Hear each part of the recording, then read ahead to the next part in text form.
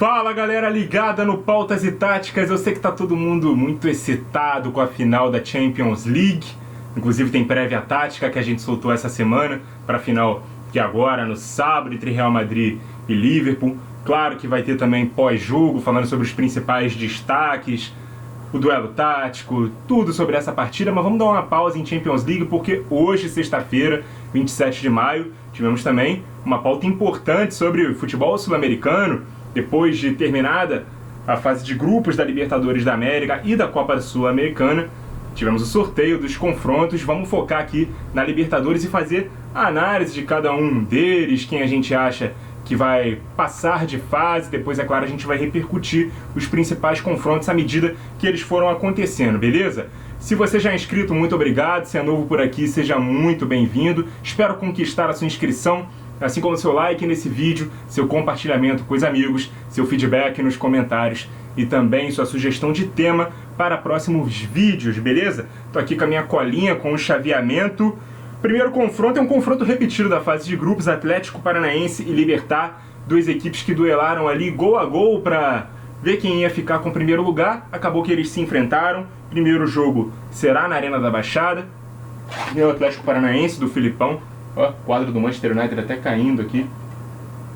Mas enfim, Atlético Paranaense do Filipão enfrentando um bom time do Libertad. Já há algum tempo é o melhor time paraguaio, o que vem se destacando mais na Libertadores. Enfim, acho que o Atlético Paranaense pode passar, tem totais condições de passar, apesar de ter ficado atrás do Libertad na fase de grupos, beleza? Esse inclusive não é o único confronto que será repetido da fase de classificação. Quem passar desse confronto, e a gente acha que o Atlético Paranaense tem condições, vai enfrentar ou Fortaleza ou Estudiantes de La Plata. Fortaleza que foi buscar uma heróica classificação no grupo que tinha River Plate, que tinha Colo-Colo. Inclusive vai buscar uma classificação depois de ter somado 0 ponto em 6 possíveis. Os dois primeiros jogos sofreu 2 derrotas, mas foi heróico, conseguiu 3 vitórias nas últimas 4 rodadas, empatou com o River Plate fazendo um belíssimo jogo também lá no Castelão em Fortaleza, mas vai enfrentar aquela que talvez seja a melhor equipe argentina em bola jogada desse momento, uma equipe que passou em primeiro num grupo complicado com o Vélez Sarsfield, com o Nacional do Uruguai e com o Bragantino, que é uma das boas equipes brasileiras e que infelizmente não fez uma boa fase de grupos, né? Não pegou nem Sul-Americana, ficando ali em terceiro lugar. Mas o Estudiantes vem com essa moral e vai fazer um confronto equilibrado aí com o Fortaleza. Mata-mata pode pegar aqui pro Fortaleza. Eu acho que o Estudiantes é favorito nesse confronto, beleza? Então seguimos com Palmeiras, que fez 100% de aproveitamento, muitas goleadas, inclusive, nessa fase de grupos. E não dá pra dizer que ele se deu mal por enfrentar o Cerro Porteño, né? Apesar de ser uma equipe muito tradicional, entre as que mais disputou a Libertadores ao longo da história, acho que o Palmeiras é amplo favorito nesse confronto. O problema é quem vem na sequência, né? Porque deve pegar o Atlético Mineiro, que vai enfrentar o Emelec, que vem, inclusive, do grupo do Palmeiras. É um adversário complicado, chato, mas acho que o Atlético Mineiro pode fazer valer a sua superioridade. Então a minha aposta aqui é que os dois brasileiros avancem.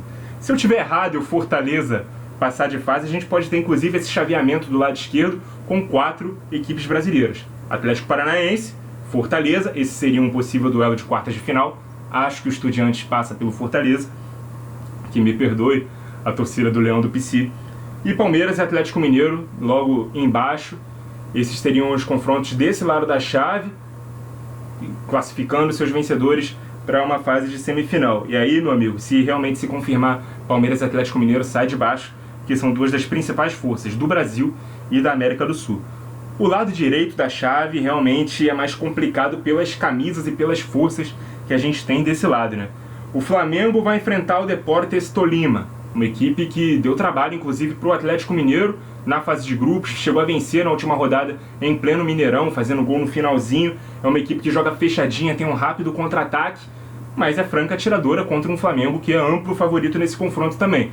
Embora o Flamengo tenha resultados e não tenha desempenho na Libertadores, pegou um grupo bastante acessível, 5 vitórias e um empate, ainda está se encontrando com o Paulo Souza. Eu acho que até o momento do confronto já deve ter evoluído taticamente, ou a gente não sabe se nesses próximos confrontos aí já ceifem a vida útil do Paulo Sousa no Flamengo. Enfim, acho que com o Paulo Sousa, sem o Paulo Sousa, o Flamengo é favorito contra o Tolima, mas vai ser um jogo chato, principalmente nos contra-ataques. Quem passar desse confronto, acredito que o Flamengo passe, vai enfrentar Corinthians ou Boca Juniors. Esse é o segundo confronto que a gente terá repetido em relação à fase de grupos. Inclusive, só voltando rapidinho, eu falei que o Tolima estava no grupo do Atlético Mineiro. Tivemos um brasileiro eliminado nesse grupo também, que foi o América Mineiro, que ficou na lanterna do grupo, só dois pontos, né? Foram 2 empates em 6 jogos, 4 derrotas. Não foi uma boa estreia do Coelhão na Libertadores. Agora voltando a Corinthians e Boca. Um confronto repetido da fase de grupos. O Corinthians levou a melhor nesses confrontos, porque venceu em casa e empatou fora. Teve bastante dificuldade contra o Always Ready, perdeu fora de casa na altitude na primeira rodada, empatou dentro de casa na última rodada. Com a vitória do Boca, o Boca pulou da terceira para a primeira posição. Se o Always Ready tivesse virado contra o Corinthians, o Deportivo Cali, que mesmo perdendo para o Boca, estaria classificado hoje, o Corinthians eliminado, Corinthians na Sul-Americana. Não aconteceu, o Corinthians passou em segundo. É um time que está tendo conflitos internos ali em relação à escalação, ainda não achou a equipe, muitos torcedores cobrando que o técnico Vitor Pereira, o português, encontre uma equipe titular, pare de fazer esse rodízio, que nem é um rodízio, é mais uma dosagem da utilização dos jogadores que, todos juntos, principalmente os mais experientes, não formam um time vital o bastante para aguentar uma temporada inteira. São muitas competições, calendário apertado, ele mesmo já falou sobre isso, mas tem a questão ali do Roger Guedes, um atrito com ele, que ele não tem jogado, não tem entrado, quer fazer uma função tática específica, que não é a que o Vitor precisa no time. Enfim, tem esses conflitos pessoais aí, mas o Corinthians, até a data da gravação desse vídeo, lidera o Campeonato Brasileiro, está surpreendendo nesse início de campeonato, embora eu acho que a gente não precise olhar a tabela e sim o desempenho, e o Corinthians está crescendo a cada jogo com o Vitor Pereira. Cara, eu acredito que seja favorito contra o Boca, mas o Boca, na Libertadores, no mata-mata, não é o melhor dos Bocas. Mas, cara, quanto mais cedo você puder eliminar o Boca, melhor, porque se deixar ele crescer na competição, pode dar trabalho para o próprio Corinthians e, posteriormente, para o Flamengo, né? Porque o emparelhamento é esse. Então, não dá para dizer que o Corinthians teve sorte ao pegar o Boca, não. É um adversário conhecido, né, da fase de grupos, mas o mata-mata tem essa particularidade. Vejo o Corinthians como favorito, porque vejo o Corinthians mais forte, estruturado, com mais potencial de crescimento. A temporada na Argentina acabou de acabar. Inclusive o Boca foi campeão da Copa da Liga Argentina. Tende a ter uma reformulação de elenco ali o Boca, né? O Corinthians tende a evoluir mais a longo prazo. Além do que, o Corinthians vai fazer o primeiro jogo em casa. Se conseguir uma gordurinha para levar para a Bomboneira, melhor, para poder se classificar. E aí teríamos um Flamengo e Corinthians, talvez, né, na próxima fase. Ou um Flamengo e Boca, que também seria espetacular. E aí, mais abaixo, né, no chaveamento, a gente tem só argentinos. Talleres e Colón. Talleres estava no grupo do Flamengo, impôs o único empate do Flamengo na fase de grupos. Não é um grande time, tanto que quando visitou o Flamengo no Maracanã, tomou uma porrada de 3-1. É uma equipe jovem na Libertadores, tinha até então como seu grande feito eliminar o São Paulo numa fase prévia. Alcança o mata-mata pela primeira vez na sua história. Vai enfrentar o Colón, é uma outra equipe argentina sem tanta tradição assim, que dos primeiros colocados talvez fosse o mais acessível. O Talleres vai enfrentar o Colón.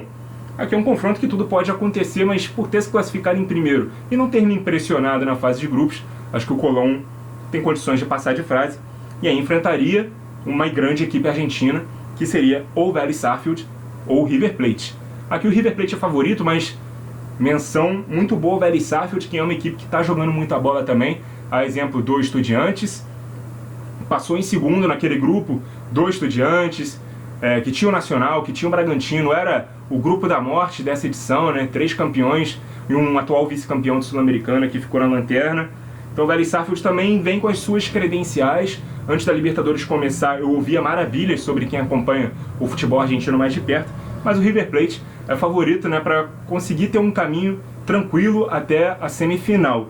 Acho que o confronto mais difícil aqui dessas duas primeiras fases de mata-mata é exatamente do River agora contra o Vélez. Depois enfrentando o Colón ou o Talleres, acho que o River passa atropelando, e aí espera o seu adversário que vem da chave de cima. Então a gente projeta que nas quartas de final tenhamos Atlético Paranaense e Estudiantes, Palmeiras e Atlético Mineiro, Flamengo e Corinthians, mas sempre é bom ter um pé no freio ali com o Boca, né?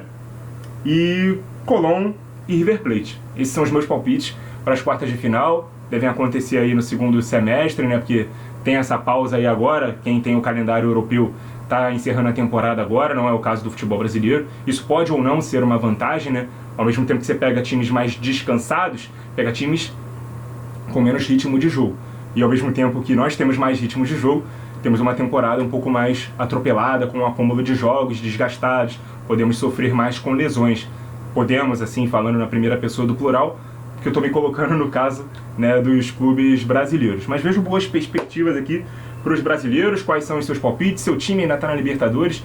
Qual é o seu prognóstico? Quais são os favoritos? Dentro desse emparelhamento, qual seria a final ideal? Ou a final que você quer que aconteça? Por clubismo, por não, que você está torcendo? Enfim, participem aí nos comentários, sempre é muito bom alimentar o debate. E dessa pausinha, né, de Champions League, depois ela volta a ser assunto, porque a final é agora no sábado. Mas a gente não pode ignorar essa pauta importante, né? Fim da fase de grupos, sorteio do mata-mata da Libertadores da América. Muito obrigado a você que acompanhou o vídeo até aqui. Continue ligado no Pautas e Táticas. E até a próxima!